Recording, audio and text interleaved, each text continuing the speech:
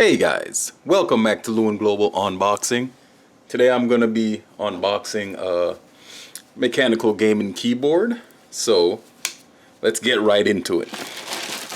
I should say unbagging. Get this bag out of the way first, then we can get to the main product here. Let's get this stupid bag out of here.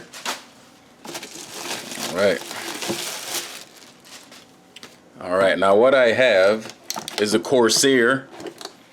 Let me get in a shot here for you guys. This is the Corsair K70 RGB TKL Champion Series gaming keyboard. And the reason I got this specific keyboard is because I like that it has an aluminum frame on it, and that it's one of those 10 keyless keyboards. It doesn't have a 10 key numeric keypad. So we turn it, you guys see the back of it here. Right. Let's open it up here. You guys can see it. Alright.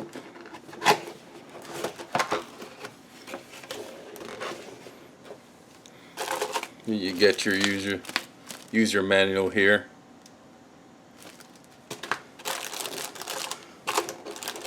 Let's get this board here out so we can get the rest of the product out here.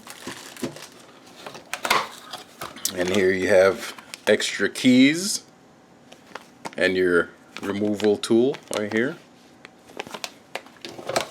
and your power cable, which is a type C that goes to the keyboard, and the regular USB goes to your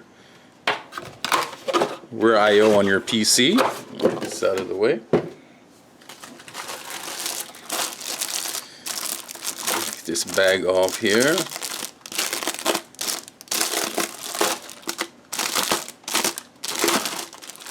Alright. There it is. You guys can see that. And I like this one because it has your media controls, you know, right up here, so you can quickly control everything. You got your mute button, volume control right here. You have your lock key for your Windows key. And you press that, lock the windows. You have the control the brightness of your RGB lights. And this is your profile button. You can have up to 50 profiles under your profile here. And then you have all your media buttons here. Play, pause, forward, backwards, stop. So you got that all over here.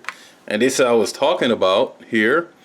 There is no numerical keys over here, as you guys can see.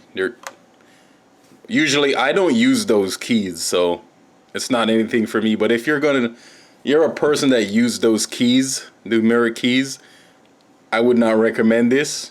But if you don't use those keys a lot or don't care, then I would recommend this board. But if not, make sure you get a keyboard that has those keys on it. And I don't know if you guys can see it real good, but you can see the aluminum finish right here on the top. The aluminum is only on the top of the keyboard. You guys see that? When you turn it over, you can see it's plastic on the back here. Only the top part has the aluminum finish on it. See this right here. You see the USB Type-C connection here. And this is what they call the tournament switch. So this will control the RGB. It'll make it a static color, so it won't be flashing or this is just to make it so that you can focus on your game without worrying about the lights switching, or you know, you're pressing the wrong button and stuff like that. This is like a tournament mode, as they call it.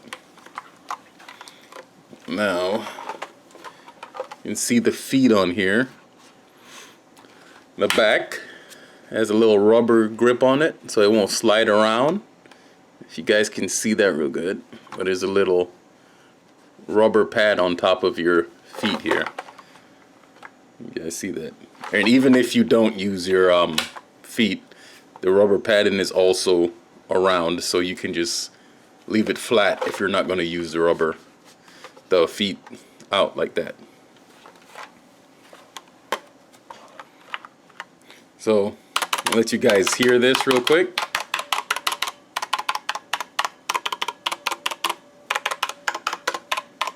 I think it's a pretty good. It's not a real loud. I don't think anyway. Because I've been using mechanical keyboards for a while, and I think it's a pretty good keyboard. It's not real loud.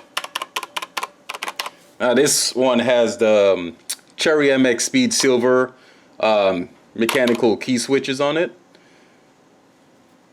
So those are pretty good. I've had a lot of mechanical keyboards with those switches, and I've not had any problems with them. So that's another reason I chose to get another board like that.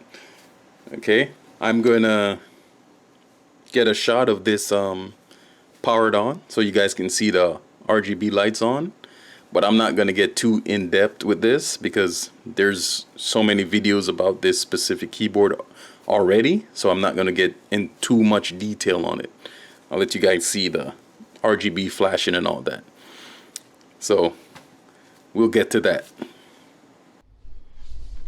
I'm logged into the CORSAIR IQ software. So on my specific one, I have a power supply and the keyboard. They're both from CORSAIR, so they both show up on this. Now, when I go to the lighting effects, I can keep it a static color that I can choose. Any color I want, I can choose. So I can switch the color right here.